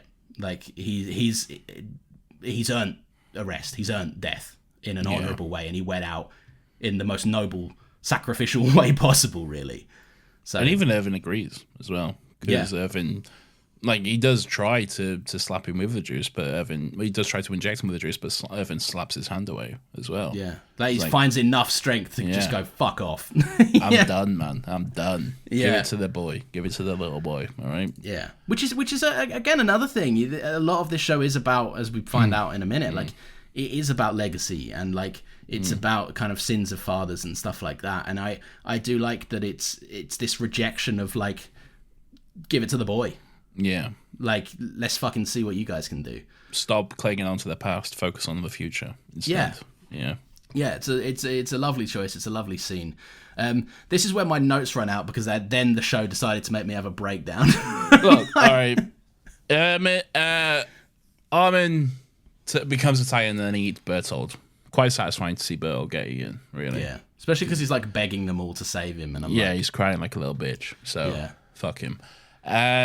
Nothing's more satisfying than a Titan chomp on the head. Love a good You see the teeth Titan close chomp. in, and you see him get squished a little bit, and then it's... Yeah. Good stuff. And then they basically need to do what they came here for. They need to go check out that basement. After 55 episodes. Fucking hell, the basement. Finally, we're going to get to that basement. All right? And I'll tell you what I enjoy. Yeah. I enjoy the long, slow walk to the basement as well. All right? No, seriously, though. I seriously do. Because it's seriously, like, they fucking know you've been waiting for this. All right? The show knows you've been waiting for this shit. They're going to make you wait. The fucking closing shot of the opening sequence of Series 3 Part 2 is the basement. All right? Okay? They know you've been waiting for it for fucking ages. As soon as I noticed that, I was like, you motherfuckers, show me the fucking basement. It's what the show's been building towards since the first fucking episode, literally. All right? And I enjoy that slow walk. I enjoy Eren and Mikasa walking through the streets that they did as children, you know, as young, happy children, seeing how things have changed, seeing, you know, the baby's Moses basket that's now torn to shreds and the rubble and everything like that. And, like, there's no dialogue. Yeah, Little Shoe. There's no dialogue or anything. It's just some of the most beautiful music, and then just this haunting imagery that goes along with it. I think it's just a really nice sequence, really. It is. It's very reflective, and, like, look how far these characters have come and grown and all of this stuff. And that's it.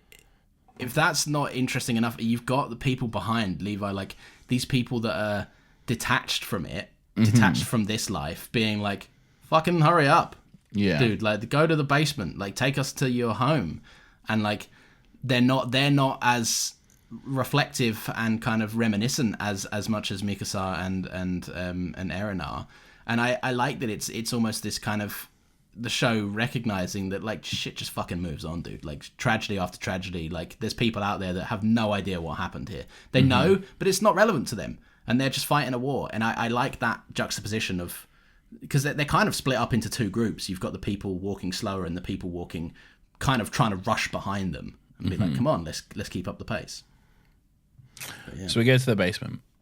All right. When that key didn't fucking work, I oh my god, man, I wanted to fucking shoot myself. I was so pissed off for a moment, and then Levi kicked open the door, and I was like, thank God. Then he was like, I found the key. It's for this drawer. Yeah. Then they opened the drawer, and the drawer's empty, and I went, don't you fuck know? It's obviously a false bottom, all right? Yeah, I know. In my head, I know this. But in the moment, I'm watching it like, you motherfuckers, just You fucking... are clinging on to this reveal, man. I You know. are so They desperate for every it. bit of mileage they can squeeze out of this, yeah. And they're like, oh, this is just an ordinary basement. There's nothing weird here. There's just potions and medicines and books and stuff. Look around. There's more to it. And there is. So they find the books and they open it, and it's such a good choice to have them find a photograph and then for them to be like, "Is that a painting?" And you're like, "Oh, they don't know what a fucking photograph is." Like that's insane, isn't it? That's what I thought. I went, is that like? And then I thought back to it. I was like, I guess like swords. Like they do all of this kind of like it feels all very medieval and very primitive and like. Yeah, that realization clicked to me. And again, it's a credible trick. It's an incredible trick from the writer to let you in on the fact that, like, oh, by the way, like the life you live as an audience member, you've taken it for granted. Yeah. Like these people are out here struggling. They don't even know what the fuck. They can't even conceptualize a photograph. Yeah. And then it just reframes you immediately for when you start to see explanations unfold and you see technology. Yeah. That feels so alien to the show, because I have no idea what a fucking anime blimp looks like, but now I do. And like, I don't know, I even think as a newcomer to anime, I feel a little bit like it's even a bit more fucking slap me in the face, because I'm sat there going like, this is a revelation. I've not seen this imagery here at all. Yeah. So yeah, it's great. Sorry, what were you saying? Well, no, just getting to the flashbacks and the memories and stuff, and that's where it ends. That's where it like really fucking. But even so, though, like this is the episode where we get to the basement, and then they just like, and then they have the books, and then they're like, well, that's that, and then they just go, and then we're back at fucking Trost District or whatever. My God, yeah. like and we still don't know. They're still fucking dick teasing you. It's only at the end of that episode, there's a little post-credit scene where you first start to actually see what's going on. And I had to text you about this. I'm like, don't fucking miss this. Thank God you did, by the way. Because like I know you're skipping those credits every time, all right? Yeah. Right, but I also think that the show is to if people did skip that, the show is to blame. Either have them or don't. It is. I will say though, there's quite a few. I think it happens quite a few times in series 4 as well. I won't skip any in season 4. There's basically a rule. All right, there's basically like an unwritten rule. Whenever like the credits start to play, but there's still like a scene going on, and the credits start to play like over a scene, keep watching, obviously, okay? When it doesn't cut to that hardcore to be continued. Yeah, and the credits start to play and there's a song and it's like a nice moment or whatever. Keep watching, there's usually something after it. But either way, just watch every time. Don't be a dick. Yeah. Anyway, support the artistry. Support the artistry, all right? Because by that point, Prime is just being like, you want to watch a fucking comedy? What else do you want to see? I'm on Crunchyroll. I connected the Crunchyroll too. You could watch it on Prime. I don't watch it on Crunchyroll. It's through Crunchyroll. Like, Yeah, as in, I've added Crunchyroll as an app to my Prime. I know, but I don't have to. I can just watch it on Crunchyroll. Bro loves Crunchyroll. I'm watching it on the source, Lawrence. You love giving money to Jeff Bezos. It's the same thing. You love it. It's the same amount of money. He gets a kickback somehow, all right? He probably You think does. he's there sitting penniless in this deal? You think he's just doing it out of the good of his heart, all right? To let fucking Crunchyroll be shown on his platform? I like... yeah, it's true. Yeah, he's probably getting something from it. Yeah, exactly. All right, fine. Anyway, yeah, like, and we see a young Grisha and his sister, and then we're immediately hit with Holocaust imagery. Here, kids, put on your little armbands so we can identify you as these devils before you go out of the internment zone and all this kind of stuff. And what a absolute fucking slap in the face. I don't think anyone was expecting a Holocaust allegory when they like fucking sat down to see the full reveal of what this world really is. Yeah, I think it definitely catches you off guard, and it's extremely effective, and it's one of them. It's so nonchalant in how disgusting it is. It's so very much like it's just part of the world. It's just the hatred and the disdain for these people is just so built in that it's just normal. Really. You don't pay any mind to it unless you have context and understand what is clearly happening in front of people's eyes. Like, did you? I don't know if we ever spoken about it. Did you ever watch The Zone of Interest? That movie came out last year. No. Okay. It basically, it's about, the movie is entirely essentially about like the wives of these high-ranking Nazi officials, right? Okay. Who essentially move into a new house, right? Which at no point they, I think they probably do at some point, but like it's very much, the film is designed to be like, they live happily in a mansion with their kids and their family and their dog and their beautiful garden, and on the other side of the fence is Auschwitz, basically. Right, and it's like, it reminded me of this. It's an incredibly fucking harrowing movie. There's parts of it I didn't really agree with, but like, for in terms of kind of how the portrayal is anyway, but it's an incredibly impactful movie of just like this is going on while these wives of these Nazi officials are like, oh, my flowers aren't blooming properly in my beautiful garden, and in the background of the scene, in the sound design, you can hear screams and people like, and it's just a really impactful movie. It's great to check out, but it's very relevant for this because it's just that case of like, fucking hell, open your fucking eyes, people. Like, look at this level of hatred that, like you say, is so ingrained that it just washes over you because it's all you've ever known, and it's so awful. It really is. It's so fucking brutal and horrible, and I think I've not seen that movie, but it does very much sound like this. Yeah, the kind of vibe they are going for, really. So yeah, Grisha and his little sister, they kind of like sneak out of the walls. Ha ha ha. Maybe that's relevant somehow. They sneak out of the walls and explore like the city because they want to see like a ship landing, like an airship, a blimp or whatever. Yeah. And then they get caught by these two guards and they're like, hey, I'm going to beat the fuck out of you because you're a little whatever, a little Eldian devil. I'll say quickly, Eren really is his father's son, isn't he? His dad's like, an impulse? Better follow it. Fuck the consequences. You definitely see where he gets it from. Yeah. Yeah. And then his sister is killed. His sister's taken away and killed. And then he has to like sit and watch this guy be like, look, fucking, it was basically her own fault because she came out of the sea. And look, I didn't see what happened. So I'd already left to get back to work. So look, none of my business, but fucking look after your kids or whatever and all that sort of shit. And then seeing a young Grisha have to like seeing the disdain he has for his parents go along with it, and like the way they like fucking eat up the propaganda they're being fed and the self-hatred and all that kind of stuff. It's that line where fucking Grisha has, and he's just watching his dad like kind of accept it and nod along, and he goes, yeah, these kids, man, like he's speaking about his dead fucking daughter, going like, these kids, man, what are you gonna do? And she was torn to pieces by a pack of dogs as well, like a 5-year-old girl, and she was ripped to shreds by dogs. And they mentioned this a little bit later. This is not exactly a fucking brand new point being brought up, but like, when you talk about savagery, it's interesting who seems to derive some sort of pleasure from watching humans get eaten alive, and who doesn't, and who is necessarily blamed for it.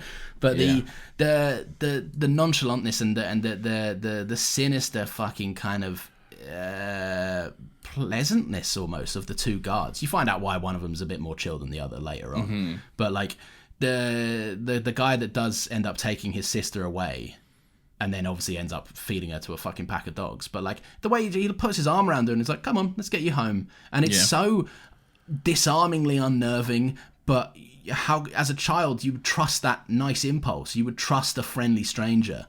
Yeah. Like it's an incredibly impactful scene, and the line that Grisha has where he says, like, I had to watch my dad degrade himself. Yeah, so fuck, impactful. dude. Yeah. That's it's such a such an impactful line. It just really fucking hits you, because that is what he's doing. He's selling out exactly who he is, his people, like everything, like his own self-worth, basically, to go along with this, you know, forced self-hatred, really. And it's horrible. And then we see Grisha grow up, you know, he becomes like a doctor and stuff, and then he joins the Patriots, as they call themselves, who are like, who they want to, like, they're basically like, it was some kind of resistance sort of thing to this. And then he meets his wife. So this is kind of like, this is the really interesting episode that it's, I think they did kind of exposition very great here. Like a great explaining of the law and how, so, fuck me, it's a lot. It's a lot. It really was a lot. But, so essentially this inside the walls, from everything we've known prior, right, there's always been this understanding that this is the last of humanity. This is all that remains. Yes. And that is, in fact, a big fat fib. That is not true. That is a lie. Yeah. And that lie has been set about by the recently deposed king or his family. Yes. Who essentially abstained from violence. Am I understanding that correctly? I'll tell you what, walk me through your understanding. So yeah, the king and like a group of people, they fled to Eldia, to Paradise, and they built up the walls around them, and then they basically wiped everyone's memory of life outside of the walls to basically keep them compliant and keep them happy within this world that they've built. Like, we're the only ones. We don't need to worry about life beyond the walls. Like, everyone who's they're gonna kill us all right? So let's all just stay here and be happy, basically.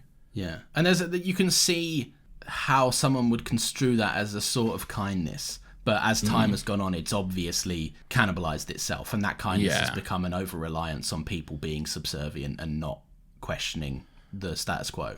I think there's also a little bit more to it, which I can't fully reveal yet. Okay, all right. Yeah, so... Ooh, sizzle. But yeah, so that all of that goes with it, and so to put it simply, basically, Grisha has joined a group of people that want to essentially restore their place in society. And also because, like, we find out the Titans actually derive from, well, this history is not necessarily reliable on both sides, really, but the history is that Amir is who originally was the first Titan. She was able to get a power of the Titan, and then she basically started the Eldian Empire, who then, like, crushed the rest of the world, and the rest of the world lived in fear of Eldia until, you know, whichever way you believe, the brave Malians or the evil Malians, you know, they stole the power, and they were able to fight back against Eldia, and then, you know, force them to retreat within the walls, basically. And then as punishment for, like, the crimes of their ancestors, now that's why we have this sort of Holocaust allegory with the Eldians. They're referred to as devils. They're kept within, like, an internment zone. They have to wear special armbands around so they can be identified at all times and stuff. And that's what's which is just plain and simple fucking hatred and bigotry, like, horrible. Bear. Like, it's obviously, you know, I think Grisha's dad has a line about how, like, me and you, we didn't do anything to them, but, like, you have to sympathize with the sheer force in which our ancestors crushed their ancestors. And it's like, fucking, we're all old. We're all adults now. We've all moved on from things, surely. I mean, like, fucking hell. We're British, all right? Yeah. Don't look too far back. Let's not talk about the atrocities of our ancestors. Fucking hell, we'll be here all day. Yeah, but it's obviously, I mean, we're not cracking any new ground here, but blaming sons for the sins of fathers is not a conducive way to progress in the world under any circumstance. No. Blame people that are rightfully to blame. Yeah. If those sons carry on the legacy of their fathers, blame them. Absolutely. But make a change, you know? Do stuff differently. Yeah. Anyway. But an absolutely fucking shocking turn of events. A real recontextualizes everything we've known, recontextualizes who these Titans are, the bloodlust that people have for them, which is so harrowing that they essentially killed two birds with one stone. They shipped out fucking everyone they didn't want, and then set their own people on them, and have gone, go and occupy yourselves with your shitty little fucking stupid war over there. Yeah. While we sit pretty, fucking eat nice and chill out. Like, and also, there's also now the looming threat of like, but we put you next to a bunch of resources that we want. Yeah. And now we want them back. Like, come on. Like, which is why the initial attack was started 5 years ago. Yeah. Yes, and that's how Reiner and Bertolt come into all of this. Yeah, exactly. Right, yeah. So Grisha, he's with the Patriots. They're all like, "Yeah, we're going to take back Eldia or whatever. We're going to fight back against the Marlians." And then a new member comes in and joins him, and then it's his wife who eats Aron's mum. What the hell, man? What a wild twist, man! What an wild insane twist! Yeah. Fucking ex-girlfriends, man. Brutal. What are you gonna do when the ex comes knocking? Come on, man. No, but it turns something harrowing. I think I said on this podcast the imagery is haunting of that Titan engorging Aron's mum. Yeah. And the wide smile and the twisted, sinister look to it, and you realise that is actually the completely misunderstood embodiment of a Titan, a so-called mindless Titan, trying to find her way back to her husband. Mm-hmm. And naturally just can't control impulse along the way. Like, the recontextualization is so intelligent and so intimately woven, and it doesn't beat you over the head with realizations like that. It lets you figure it out for yourself. Like, it's a very quick shot when she turns into the Titan. Is it Dinah? I can't remember. Dinah, I think. Yeah, Dinah, Dinah, something like that. Yeah. But like the way she turns into the Titan, the framing of it is so clever because they show the mouth, essentially the jaw unhinged, like it did when it's similar framing to when she ate Aron's mum. Yeah. So it's like, fuck, dude, it's clever. It's clever, and it's. But also, but not only that, but they had the little boy. Yeah. Oh man, fuck that little boy. They had Zeke. They had a little Zeke. Parents, don't ignore your kids. Was that a big reveal though? Was that a big shock for you? That was a big shock for me. So there was a part of me. I think you're about to say what I think you're about to say, and if you are, I'll say same. But go on. When I first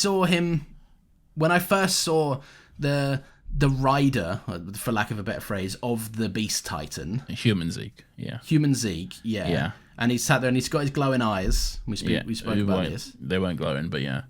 No, they weren't glowing, but animated. Yeah. But there was glasses. Yeah. And he had a very similar look to Grisha. Yeah. And I thought to myself, that's fucking... Is that... No, because Grisha... And I had that moment. But then, again, the show moves on. And new context and new stuff, and I forgot all about it. Oh, okay. No, you didn't say what I think you were going to say. Oh, okay. So what I had whilst watching this is there was a point where Irvin gives you a flashback to his dad, who is a teacher with blonde hair and glasses. And I'm like... He looks a little bit familiar, doesn't he? Is Irvin's dad the Beast Titan? Turns out no. They just look a little similar. Turns out, yeah, I was wrong. No. Sure. it was another classic mistake. I like it's now built Aron's brother. Yeah, these half brothers duking it out essentially. Yeah. Like it's interesting. It's a great way of like this is, again, I've said this before, this is about Sins of the Father, this show, very very much about like dynamics, family bonds and stuff like that. And now the final showdown is essentially what's being framed as such is the people of Eren and the people of Zeke, two completely people that took this ideology from their father, but one went in a vastly different way to the other. One sided with a different set of people, and one grew up fighting for the only side he ever knew. So I know this stuff. I definitely don't know, but I'm articulating this as best as I can with the knowledge I have. Next week is going to be a fun episode indeed. Okay. So yeah, all the Patriots get turned into a Titan, including because Zeke sold them out because he's a it's kind of, though, like, you can see, like, Grisha, like, says he made the same mistake his parents did, Yeah. forcing their beliefs onto your child is never a good thing, and, like, he rejected his parents' beliefs, and he failed to realize that his son would also reject his beliefs because he forced them down on him, really. Yeah, it's hubris and ego to assume that your kid is going to want the exact same as you in life, Yeah, exactly. So he sold them out. He protected his grandparents, who he now lives with, and he sold them out. So on all the Patriots, they'll get turned into Titans and stuff. They get taken to Paradis, which is where the walls are, the islands where the walls are. They all get turned into Titans. And then Grisha has a talk with this one guy who, well, can't get into this fully, but basically he's a Titan. He's the attack Titan, and he tells Grisha all about it, and then he gives him his power, basically. And he says he needs to do it to save Mikasa and Armin. What a twist. What a twist. This is the exact moment I was recording with you in about half an hour after this. Yeah. But I had to text you and go, save who? Yeah. Because what the fuck? Yeah. Look, I don't even think it's necessarily wild to assume this. I think the show is going to be smarter than this, and I think the show is going to play something smarter that I would never have foreseen, because I'll be honest, if you ask me where this season was going to end up at the end of last season, it's no chance in hell. You can't predict these things. But, like, it's not a show that is predictable. It's so dense and lore heavy and always ever building that you can't really grapple what's happening. But if I was to throw a wild card theory out there, same name, right? Same, both called Eren. One is very much they have a similar look to one another. Are you suggesting that Eren has somehow time traveled and has created some sort of loop here? I'm aware how fucking stupid that sounds, but yes. Okay. But I just think So there's a lot so your theory currently is that this is not just Eren Kruger, as he says, but Eren Yeager.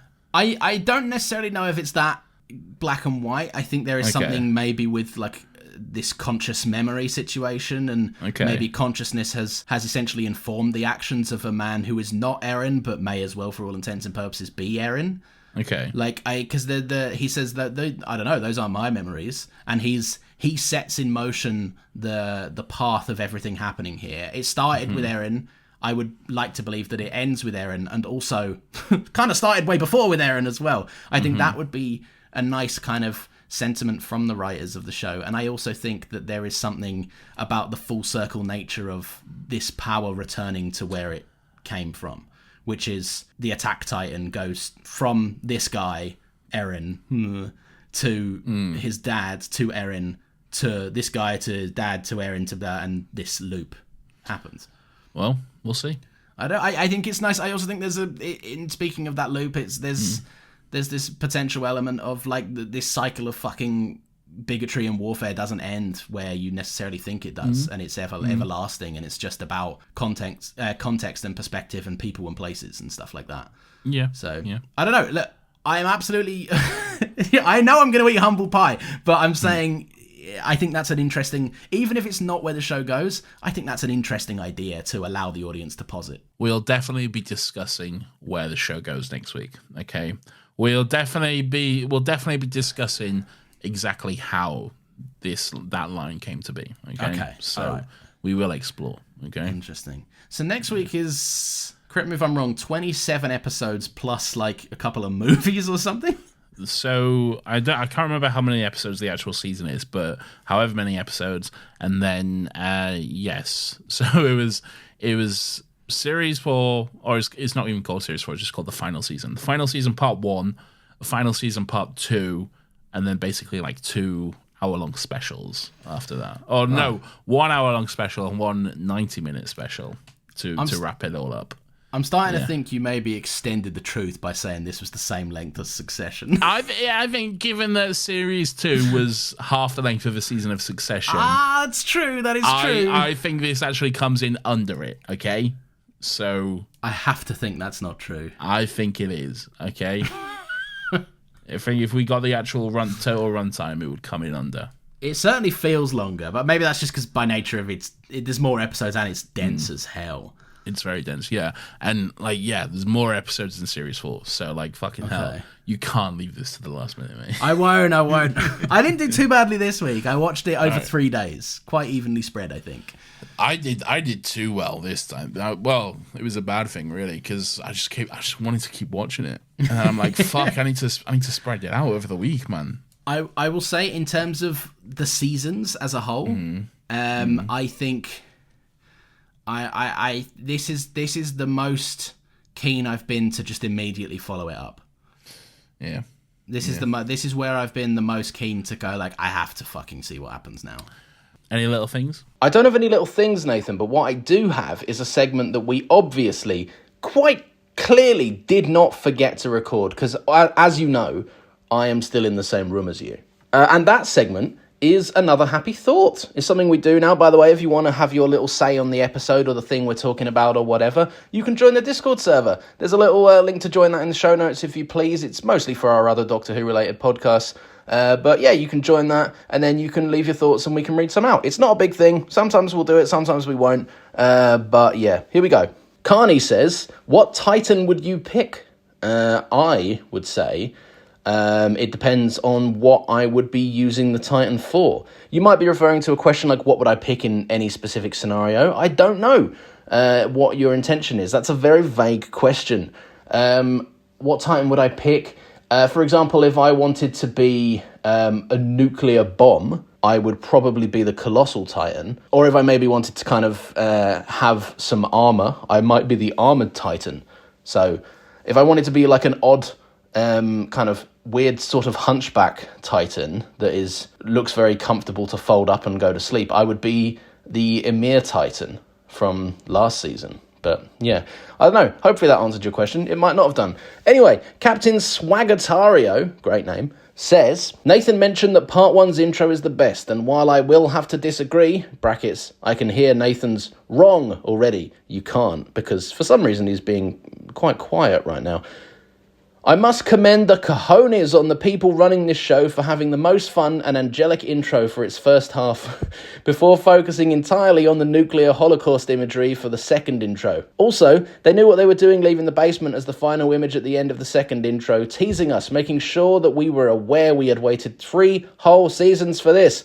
We spoke about that a little bit earlier in the episode. Could not agree more. It was very frustrating seeing that every time, thinking, when are they going to fucking hurry up and just get there? What did you guys think was in the basement before it was revealed? I will also happily admit that I felt great anger at Levi for not finishing his otherwise good job against the Beast Titan, due to the most luscious-lipped Titan of all time. Excited to see the grand conclusion in the next season. What on earth could happen? I don't know. What on earth could happen? The entire Earth is not the Earth I thought it was. It's a whole different thing. So I have no idea. What did I think was in the basement before it was revealed? I don't know. What do you think, Nathan? No, fair enough. He's playing it close to his chest this week. I'm losing my mind in my living room. What do I think is what do I think is in the basement? I don't know. I said it a little bit earlier, this show's impossible to predict. I have fucking no clue. I cannot for a second come up with something that is as clever as what we got. Just the fact that it was a photograph and that photograph was a shock, both in like concept of a photograph and content of the photograph. Like that's such a simple, mind-bogglingly fucking not complex at all thing to have, but the implications for what that tiny little thing in the basement meant were seismic and show-changing in proportion. I know there were the books and stuff that probably did a lot of explaining and all of that stuff as well, but yeah, in terms of its simplicity, I couldn't come up with something better than that. I don't know, maybe, I don't know. I've no idea. Anyway, Nathan, if you could describe me in one word, what would it be? And then as soon as you've said that word, could you immediately move us on in a change of topic? Cool. Theme songs. Important. So don't remind me, because I actually have forgotten if it's part 1 or part 2 that is your favourite theme song. But I'm gonna declare my undying love for the first one. Yes, that's mine too. Yeah. Okay, nice. Yeah. Series 4, part 1, banger, I will say. Really? Okay. But not your favourite. It's all down here from now. Yeah, kind of. Yeah. Okay. All right. Is it time for recommendations? Oh, I don't have one, but yeah. Well, I'll tell you what. Think of one. We'll be extremely quick because this is a longer episode. All right, sure.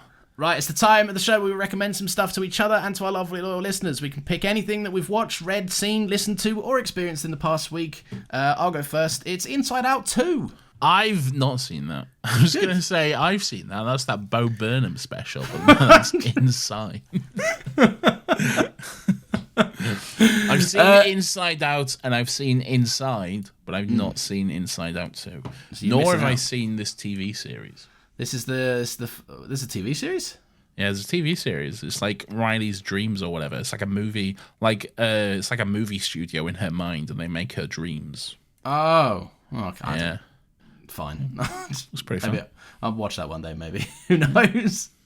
But no, I liked Inside Out 2. I watched it recently. It's on Disney Plus now. You can stream it. It's great. Just a natural expansion from everything that was happening in the first one.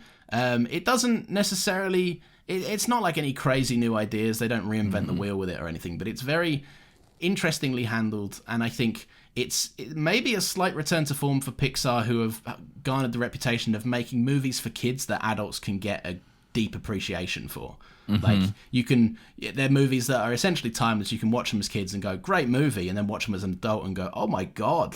Yeah. The effects of parents and children and all of this and all of these deep meaning and themes and stuff. And Inside Out 2 has that. It's a great kind of essentially coming of age story, and how they utilize new emotions and the roles that those new emotions have within the subconscious mind of Riley is very good, and makes some comments that I think would be very beneficial for kids to hear. So good stuff. Maybe I'll watch it. It's a really good time. I had a great time with it. All right, cool. I'm going to recommend that everyone not watch How to Train Your Dragon, the live action remake. Oh, right. You need to stop with these recommendations. No. Why should I? All right. These are not recommendations. I'll stop when these soulless corporate remakes stop. All right. Yeah. Fuck this movie, man. Fuck it. Fuck off with this shit. What is the point, all right? And let me be clear, all right? I'm not angry with this movie for the same reason that a bunch of racist fuckheads are angry with this movie. Oh, I've seen all this. Right? Yeah. Okay? Nico Parker playing America Ferrera's character, Astrid, all right? And Nico Parker's great. She was great in The Last of Us. That's Sarah, yeah. Exactly. She was Sarah in The Last of Us. She was absolutely great. I'm sure she'll be great in the role, okay? My issue is the movie should not exist in the fucking first place, all right? Because it's already done. You're just remaking this to advertise a fucking theme park attraction. That's all you're doing, all right? What are you doing if you're not bringing anything new to the table, all right? Because that trailer is just shot for shot the fucking movie, all right? Yeah, I saw the director comment on this, and by the way, same director that made the animated movie, which I find crazy. Throw him in the bin. Listen, right? I think there's some unfortunate circumstances at play here, right? Because they apparently the studio approached him and has said, "We're making this," and he's gone, "I wish you wouldn't," and he's gone, "Well, we're making this," and he's gone, "Oh, can I do it then so it's done right?" But I think that's maybe the wrong choice. I wouldn't necessarily say this is done right, okay? Yeah. Because if your goal is to just make the same movie again, but instead of it be animated, it's just, well, it's still animated because it's a fucking CGI dragon, all right? Yeah, it's like the live action Lion King, which is all 100% CG, yeah? It's still animation. It's just a different form of animation, all right? Yeah. It's just bullshit, all right? There was a scene which was released, and it's like the test flight sequence. Did you see this? I angrily tweeted about this as well. Yeah, I went back to watch it again, and they deleted it. Oh, okay. Well, all right. It was maybe leaked then, but whatever. But it was a test flight sequence of like Toothless learning to fly with his little thing on or whatever. And in the animated movie, that's such a fucking amazing scene, all right? Because Hiccup is with him, because you have the amazing score, because you have these intense moments. After I watched that piece of shit scene, I went and watched the exact scene from the animated movie, and it's so much fucking better. On every single level does that hit so much more than whatever fucking that ugly shit was, all right? It's horrible. It's so... And Moana can get in the fucking bin as well. What's all this? What the fuck is Dwayne doing in his little fucking Hawaiian skirt What All the right? fuck is Dwayne doing? Full stop. What is he doing? Full stop. Get him in the bin first of all. Yeah. All right. You'll have to lift him out of Chris Nolan's Oppenheimer screening seat. No, fuck it. I hate this trend. It's just so. It's this idea that now we're gonna do the real one. All right. Yeah, it is. The kids had their little animated movie. They had their little cartoon. Now we're gonna do it for real, and it's such bullshit. What have we spent the last 3 weeks talking about? All right. Yeah, true. Yeah. And does there need to be a live action version of this? Yes. Fuck no. It wouldn't be anywhere near as good as this. I want Dwayne Johnson as Aaron immediately. Case in point, they fucking tried. And it failed. All right. Oh, yes. Yeah. Yeah. Yeah, we watched the trailer for it last week. It would not work. It'll look fucking dog shit. And it did. So just respect animation as a fucking medium and stop doing these bullshit remakes. I can't wait to rant about this even more when I'm drunk on our end of year special, because trust me, that's going to happen. All right.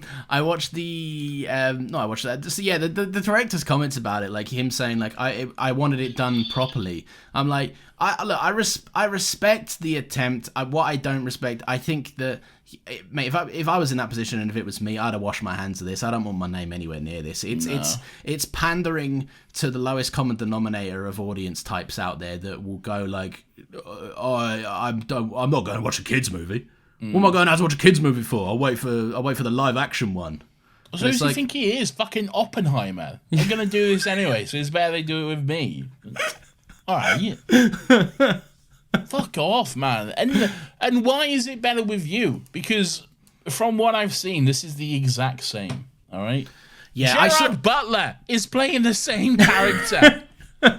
He's playing the fucking dad again. Did you see the tweet that was like, look at the stark difference in like intrigue in the shots of Toothless's eye. Like one is just essentially the green smudgy blur, and I understand it's like Twitter compression and all of this, and I get that there's an element of like this is probably not how it will appear in the movie, but just the depth and the level of the artistic detail that is lost in the translation from animation to fully CG but on like a live action plate and everything else, like that level of clarity that is just gone, and the level of artistry that is on display is just like, yeah, people are making the same joke over and over again, but it's the only joke that really could sell you this movie entirely on what it's trying to do, which is like, let's fucking make How to Train Your Dragon, but we'll make it look shit and worse. Which is, yeah, I mean, like, why fucking bother? Why? And also, like, I could harp on this for fucking hours, but like, I don't know, maybe give 200 million to a fucking up and coming director to make some, maybe give 10 million, maybe give that money to 20 directors to make 20 interesting projects rather than shit out one that already exists on an overly absurdly ballooned budget for no reason. Give it to me so I can buy a house. Yeah, give it to, you buy a few houses with 200 million, I would say. I need one. I don't need one. I'll keep the rest.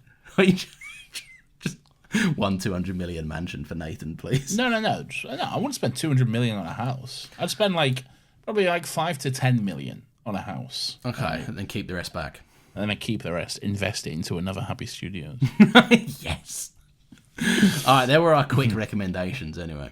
Anyway, fuck that movie. And Moana too. You're on my hit list. Okay. Thank you very much for listening. If you've enjoyed the episode, then please feel free to leave us... Not Moana 2. I'm sure that'll be fine. I'm looking forward to seeing that. Moana 2 is concerning because that's a repurposed TV show. I don't care. It can be fine. Still, I don't know. Who cares if it's a repurposed TV show? Who gives a shit, man? Me? Why? Why though? Because what does that change? I would imagine a lot if you take what was going to be an extremely fleshed out TV show and then edit it down to a 2-hour movie.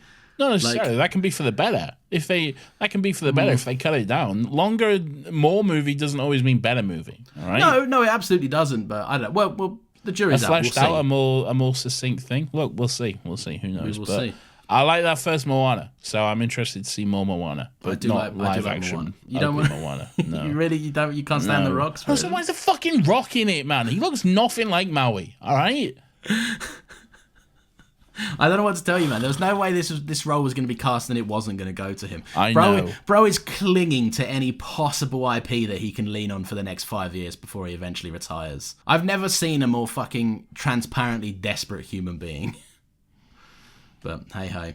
Anyway, thanks for listening. If you've enjoyed the show, leave us a little 5-star review. That'd be cool. You can follow us on Twitter at Another Happy Pod or Blue Sky at Another Happy Pod, by the way. We're there too.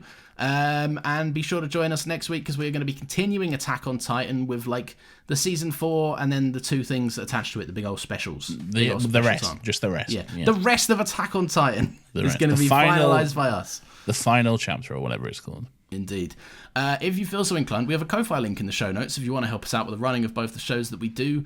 Zero pressure to do so. Everyone's welcome to enjoy them forever and for free. If you do want to help us out, just share the show with your mates. That's the easiest and coolest way you can do it. Speaking of both shows, Nathan, what is the other show that we do?